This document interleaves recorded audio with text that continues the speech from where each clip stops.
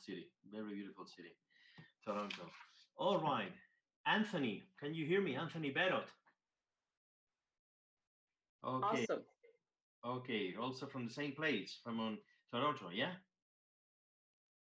Fantastico. There we go with Jane, Yep, I can hear you clearly.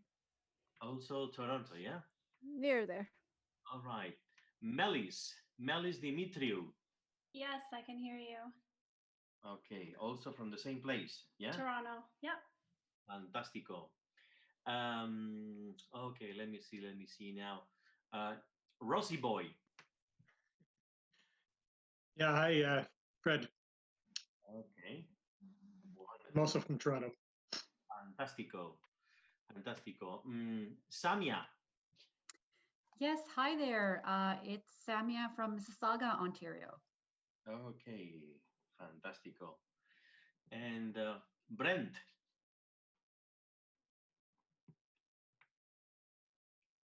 Okay, Brent, I saw a Brent and suddenly disappeared. Now we have, okay, wait a minute. He's back here. Okay. Okay, let me see. Okay, Brent, you are back. Let me see if you can see me, if you can hear me.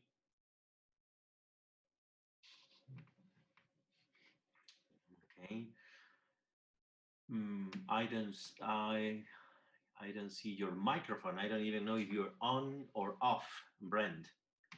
Mhm. Okay, those things. Brent is still trying to connect. Okay. Okay. But anyway, I heard your voice. Okay, Brent. So that is okay. So that is fine. Okay. Also from the same place, I guess, from Ontario, Ontario. All right, my friends. So here we are. One, two, three, four, five, six, seven people plus me. And well, I think if thing is fine, we can start, you see, and then if I see someone else joining us, I will obviously welcome that person. You see, we just missed but okay, my friends, do you want me to start? Yeah. Yes, yes, go ahead and start. Yeah, okay, I can start. Okay, my friends, so well, I'm just gonna welcome to this virtual Golfers 2020. I think someone told me that it's actually a festival of art, wine, and music, and it's actually organized by the government of Ontario employees. Am I right? That's right. Okay, my friends, my Canadian friends. So thank you for being here. Thank you for being here. Thank you for coming to Spain, and thank you for coming to Madrid. I am your local guide. I am your host, and I'm here to take you to two of the most emblematic museums in Spain, and they are here in Madrid. We're going to discover, you see, somehow the Spanish art, those Spanish masters, just six. I could be here for many more hours telling you many more things, you see, but I'm going to introduce you to six world famous Spanish masters in a chronological way, you see. So first we go to the Prado Art Gallery, and then there I introduce you to Greco, Velázquez, and Goya, those three. And then we go to the Modern Art Museum, Sofia, and then we keep traveling in time, meeting Miro, Dali, and Picasso. Okay, so then we Wow. those 1500s to those 1900s. That's what we did today. All right, and this is my job. I've been guiding many Canadians and Americans in all over Europe for many years, especially obviously my country, Spain, Madrid, and I am a local guide in my city.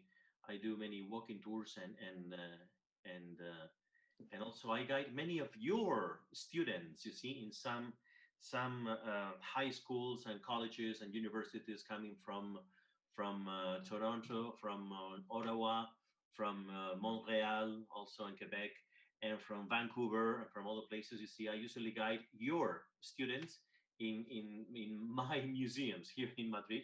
And so now this is a new and exciting experience for me to guide you, again, Canadians, in a virtual way. So here we go. So my name is Federico.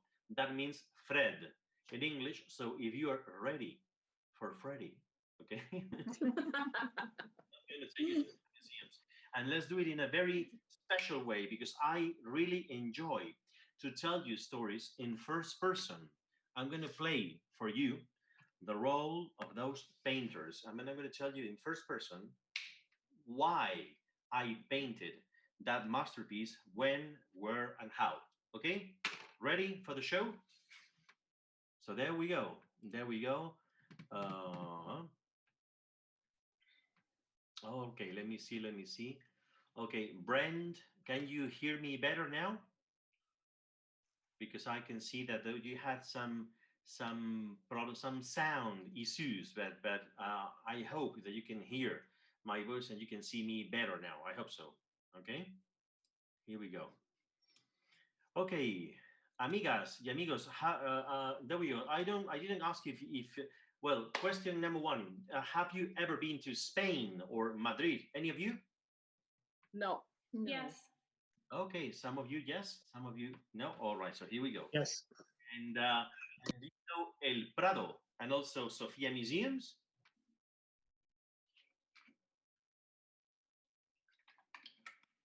We went to the Prado and the Reina Sofia All right. Okay, perfecto. 3 Okay, years ago. okay.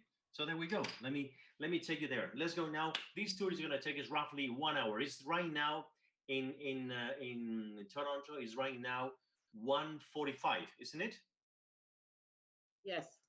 Okay, so that means that we will finish at 2:45 or maybe no later than 3 p.m. Is that okay for you? That's perfect. That's perfect. Bien, fantástico, amigos. So there we go. El Prado. The first question, amigas y amigos, can you see right now in your computer a big photo of the Prado? Yes. Okay, fantástico. So now let me tell you, what is a museum? What is a museum? A museum means a house of muses. Those wonderful creatures in classical mythology, those 9 prodigious muses, came to inspire Apollo, god of fine arts, god of sciences, god of beauty. I have to be today Apollo, the creator of beauty. And you, Canadians, are going to be my muses today because I need your inspiration. You bring to me that inspiration that I need, and consequently, I create beauty for you. So that is what we do today. We are in a museum, a house of muses. And El Prado. Prado is actually a Spanish word that means meadow, a meadow, because this building was a botanical research center a long time ago. You see, it was a place where they used to exhibit some plants, some flowers and bushes, you see. And well, 50 years later, it became the main art gallery in Spain. This is one of the most important, one of the most emblematic art galleries in the world, you see, because there is a singularity about El Prado. In here, we find we find somehow the best about the best. I mean, we have many of those masterpieces by those masters. You see, we may have those names, obviously, of those great masters in many other art galleries, in many other cities, many other countries. But in some of those, we just find some of those secondary works by the same author. And right here at the Prado, we find many, not all of them, of course, but many of those masterpieces. So that what makes the Prado quite unique, absolutely unique. All right. So here we go with those 3 painters. Amigas, amigos, this is the moment to meet the first one. Let's go to those late 1500s and the beginning of those 1600s, okay? And then now I introduce you to a man, oops, sorry, not this one, a man called El Greco. Can you see his face? Yeah? Yeah. Okay, so now this is the point. Well, many people think, well, El Greco, that means actually the Greek guy, the man who came from Greece. You see, his name was actually Domenikos Theotokopoulos. And that was actually a little bit, just a little bit complicated, you see, because, well, I mean, I assume that there were not many Greek people in Spain in those days, and consequently, he became the Greek guy, the man who came from Greece, and that was actually quite easy for everyone. Okay, we are right now in those late 1500s, and also the beginning of those 1600s. All right, and some people think that this is actually a self-portrait. No, no, no, no, no, no, no, no, no. It is not a self-portrait. It is actually just a nobleman of the Castilian nobility who had money and power and who was ready to sponsor the art of El Greco. Wow. Emblematic hand, you see, and that enigmatic. What's going on here? I am actually that Castilian knight, you see, with that golden watch, you see, the pocket watch, you see, and also that Castilian sword. Okay, all right. So I'm here to tell you what's going on, why this hand is so emblematic. Look, this is actually El Greco's clue. And some people just take a step beyond. They go far, far away till the next generation, and they go like,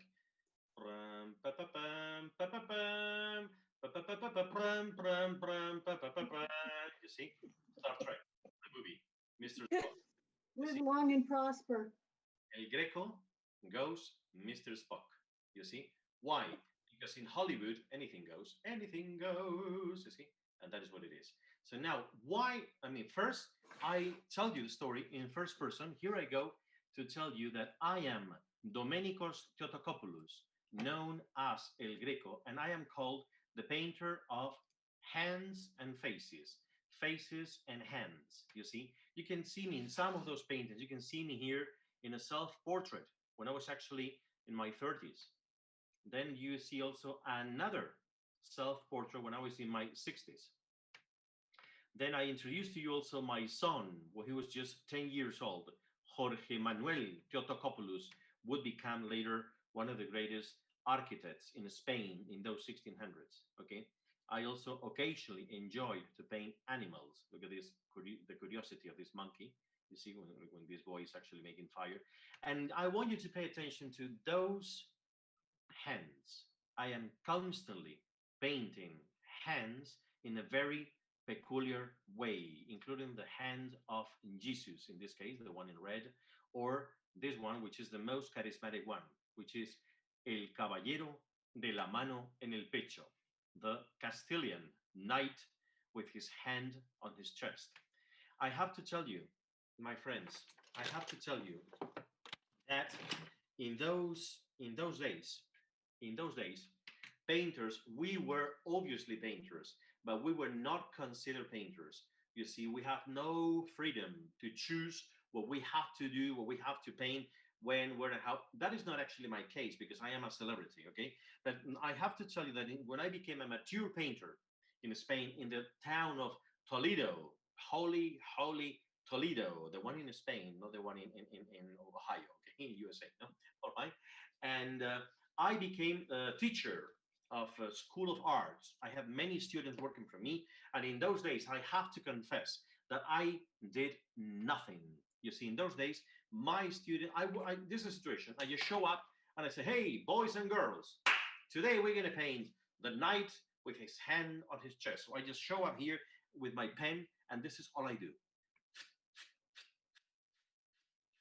Sketching, nothing more than that. And now you are the ones who really have to paint. And you obviously have to do that in my way, you see. But you are not allowed to sign the painting because you're still considered ordinary assistants or beginners, you see. And that is not fair because you are doing the whole work, not me. And I have to admit, I have to confess that some of you are better than me, okay? So I just need to create a magic clue, a common denominator to tell you nowadays, hey, you know what? This painting was painted by me, or by any member of my circle.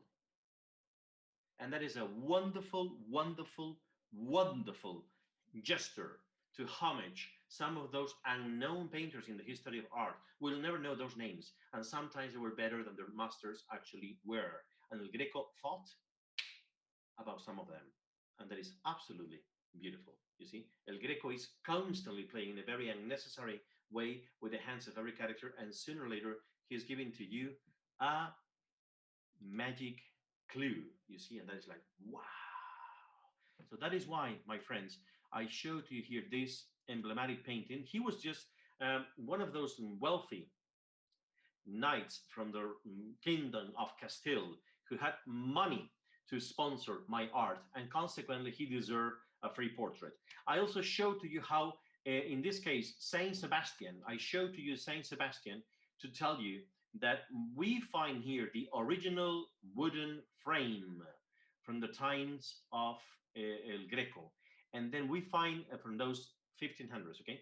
And then we find another one here from those 1700s, basically, or nearly 2 centuries after the death of El Greco. So then we certainly know that El Greco painted San Sebastian, but we cannot say that he also painted those legs. We assume that one of his followers, one of his students, one of his pupils just wanted to finish the work, you see, as a posthumous homage dedicated to his master, you see. And that is the reason why we call this El Greco's work and El Greco's workshop, you see.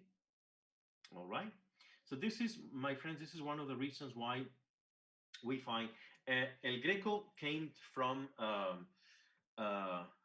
Greece, and then he stayed just for a while in Italy, then in the city of Madrid, where I am right now, and then he finally went to Toledo, and that is where we find his masterpiece. You see, the burial of the Count of Orgaz, which is, I took some of those passages, you see, or some of those sequences from that big painting.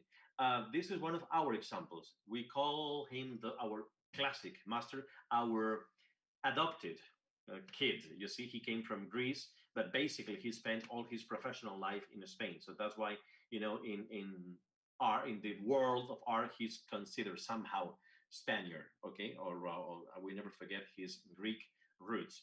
So now let's keep traveling in time, because then later at the end of the tour, if you have any questions, you can just write right now those questions, and then at the end of the tour, you just make those questions, and I'm happy to